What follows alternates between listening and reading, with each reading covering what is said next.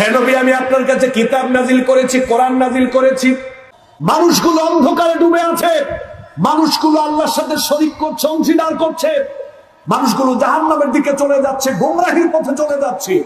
কোরআনের শিক্ষা ছাড়া মানুষ কখনো আলোকিত মানুষ হতে পারে না।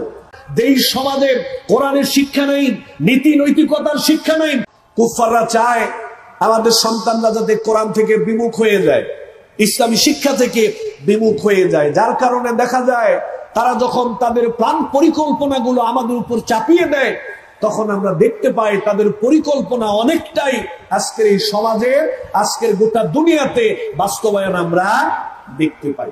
এজন্য আল্লাহ সুবহানাহু ওয়া তাআলা কোরআনুল কারীমের সূরা ইব্রাহিমের প্রথমে যে ঘোষণা দিয়েছেন, আমি সেটা তেলাওয়াত করছি।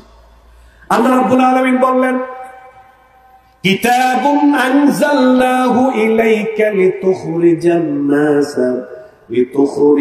নাস মিনাজ-যুলুমাতি ইলান নূর। হে নবী, আমি আপনার কাছে কিতাব নাজিল করেছি, কোরআন নাজিল করেছি। এই কিতাব নাজিল করার কারণ হলো, কোরআন নাজিল করার কারণ হলো গোটা দুনিয়ার অন্ধকারাচ্ছন্ন সমাজ ব্যবস্থা, গোটা দুনিয়ার অন্ধকারাচ্ছন্ন মানুষগুলোকে যাতে আপনি অন্ধকার থেকে বের করে আলোর পথে নিয়ে যেতে পারেন, এজন্য আমি আপনার কাছে কোরআন নাজিল করেছি। সুবহানাল্লাহ। কেন কোরআন নাজিল করলাম? লিতুখরিজান নাস মিনাজ-যুলুমাতি ইলান নূর। মানুষগুলো অন্ধকারে ডুবে আছে, মানুষগুলো আল্লাহর সাথে শরীক করছে, অংশীদার করছে, মানুষগুলো জাহান্নামের দিকে চলে যাচ্ছে, গোমরাহির পথে চলে যাচ্ছে।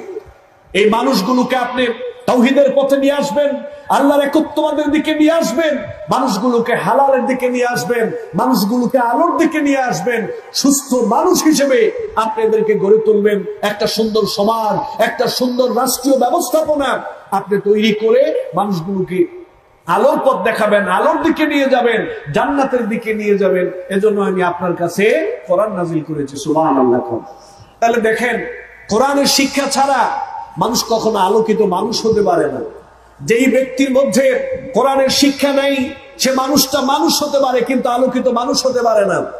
যেই পরিবারের মধ্যে কোরআনের শিক্ষা নেই, নীতি নৈতিকতার শিক্ষা নেই, ইসলামী শিক্ষা নেই, আদর্শিক শিক্ষা নেই, সেটা পরিবার হতে পারে কিন্তু আদর্শিক পরিবার হতে পারে না, আলোকিত পরিবার হতে পারে না। যেই সমাজে কোরআনের শিক্ষা নেই, নীতি নৈতিকতার শিক্ষা নেই, আদর্শিক শিক্ষা, ইসলামী শিক্ষা যেই সমাজে প্রতিষ্ঠিত নেই, ওইটা সমাজ হতে পারে, আলোকিত সমাজ হতে পারে না, সুন্দর সমাজ হতে পারে না, একটা ভালো সমাজ হতে পারে না। যেই রাষ্ট্রের কোরআনের শিক্ষা প্রতিষ্ঠিত নেই, ইসলামী আদর্শ প্রতিষ্ঠিত নেই, ইসলামী চেতনা প্রতিষ্ঠিত নেই, নীতি নৈতিকতার শিক্ষা যেই রাষ্ট্রে প্রতিষ্ঠিত নেই, ওইটা রাষ্ট্র হতে পারে আদর্শিক রাষ্ট্র হতে পারে না, আলোকিত রাষ্ট্র হতে পারে না।